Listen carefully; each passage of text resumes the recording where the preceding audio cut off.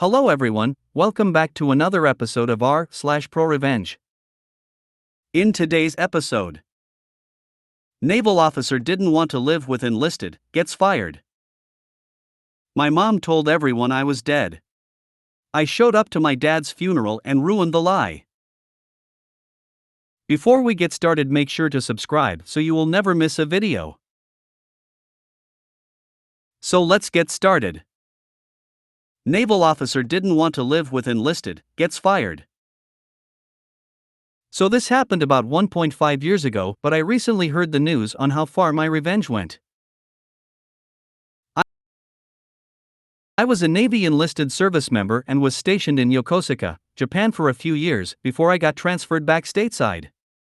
I worked in the main hospital that cared for service members and their beneficiaries. It's a small hospital, so everyone knows everyone. Shortly after I left, I caught wind of a new physician officer working in the radiology department. My friends would say he's horrible to work with, but that's nothing new. However, someone saw him print a letter and he left it on his desk and took a picture of it and sent it to me. He's requesting to move from enlisted housing to officer. Edit, found out it's not a private letter, he did actually send it to housing, and most of housing is ran by enlisted members. For context, military housing is available for those who are married, have a family, or are qualified based on their rank and depending on the military base itself. Typically, officer housing is much nicer than the enlisted. In Yokosuka, housing is basically the same all around because it's overseas. But most of the housing are apartments and each apartment complex is called a tower, example, Fuji Tower. There are 9 towers and 2 are for officers since enlisted members outnumber officers by a lot. Now, one thing about the military, *T happens. When getting stationed, it is the active duty member's responsibility to either apply for housing on or off base before arriving, depending on what is allowed. If there is limited space and you don't apply for housing on time, then you get put where there is space. So our new officer got placed in an enlisted tower. Mind you, enlisted members have families of their own and other officers have been placed in enlisted housing before without an issue. Here are some quotes in his letter, and yes, this guy has a PhD. I have many valid objections to living in a building of almost all enlisted and even many lower enlisted being an officer. There is a lot of crime, violent actions, drug use, and alcoholism that happen in enlisted housing. There are also sexual assaults and other perverts. I have a good-looking family, a wife and 2 daughters aged 3 and 4. They are prime targets to be victims for these enlisted deviant activities. My family should be safe in housing that is with officers. The officers are much more respectable and these types of deviant activities are incredibly rare compared to the deviant activities of enlisted being commonplace. Other officer families will not want to visit us because our family lives on enlisted housing. My children need to make friends with other officer children. My wife needs to make friends with other officers' wives. I need to make friends with other officers. Forcing an officer to live in a large apartment building with almost all enlisted is unethical.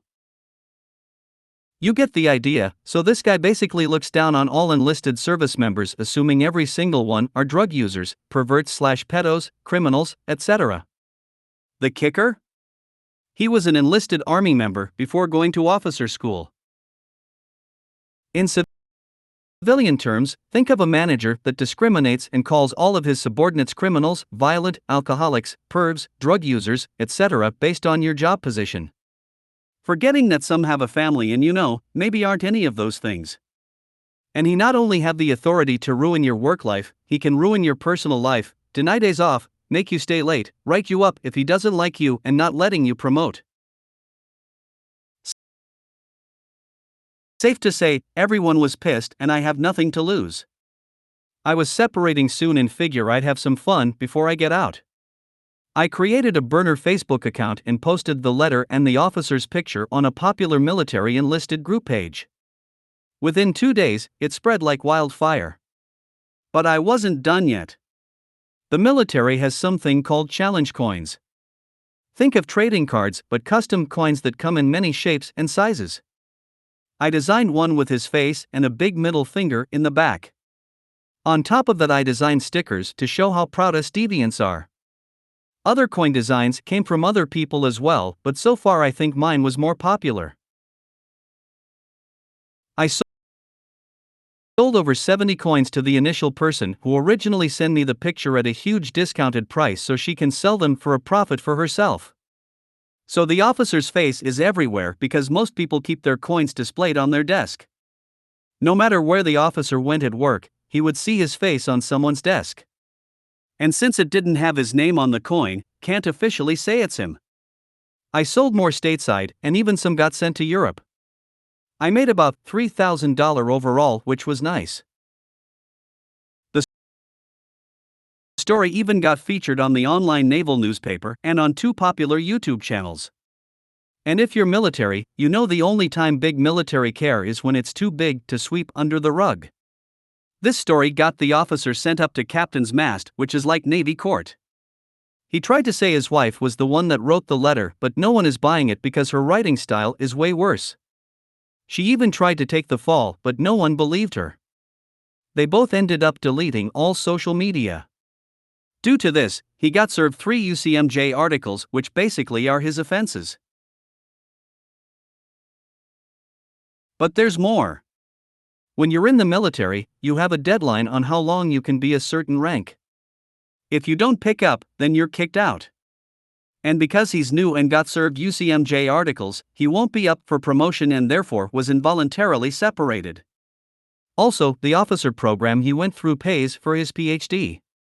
When the military pays for your PhD, you have to serve 10 years to pay them back. If you don't complete 10 years, you have to pay the military back with money instead of time.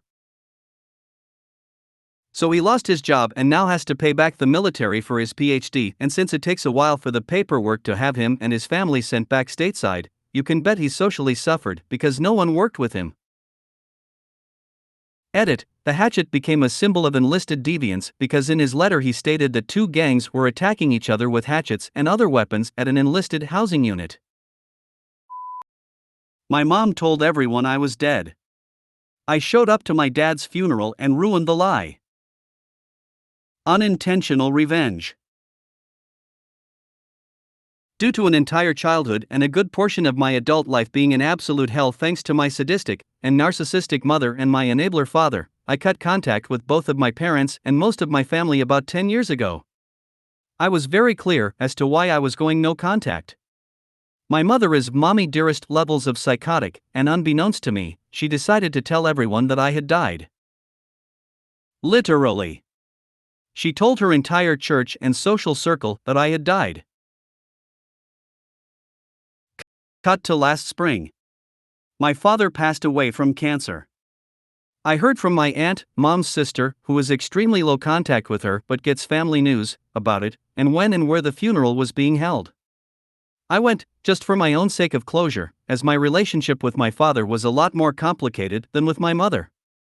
I showed up to the church, and when I got there, people I had known in my childhood stared at me but didn't say anything. I thought it was weird, but had no interest as to why they were staring, so I just listened to the service, and was preparing to leave afterwards when I got pounced on by strangers who wanted to know who I was and were shocked when I told them that I was my dad's kid. I had at least 10 people say, "Oh, I didn't know, my parents' names, had 2 daughters," and me saying, "They don't, they just had me," before my ex-sister-in-law, brother's ex-wife, came up to me and whispered, "Mom's name has been telling everyone you died." And then I finally saw my mom, and she finally saw me. I didn't know the human face could so perfectly embody the expression of sour lemons. She said, "I don't want to talk to you. Not here, not now. Maybe later," and I said, "I'm not here to talk to you, I came here for me. And we will not be talking later," and walked away from her. After the funeral ended, I left, and didn't think much more of it, until my ex-SIL texted me. I gave her my number at the funeral, to tell me what has been going on since. According to her, my mom has been telling everyone who will listen that I'm such a horrible person for ruining her special day. Yikes. And here we are nearly a year later and she's still fuming about it apparently. Especially since all of her friends, according to my ex Sael, keep pestering her to invite me to their socials so they can meet me properly. So yeah. After a lifetime of abuse, I accidentally got revenge on my mother by ruining her special day, by simply, quietly and politely attending my father's funeral. If you made it to the end of the video, thanks for watching.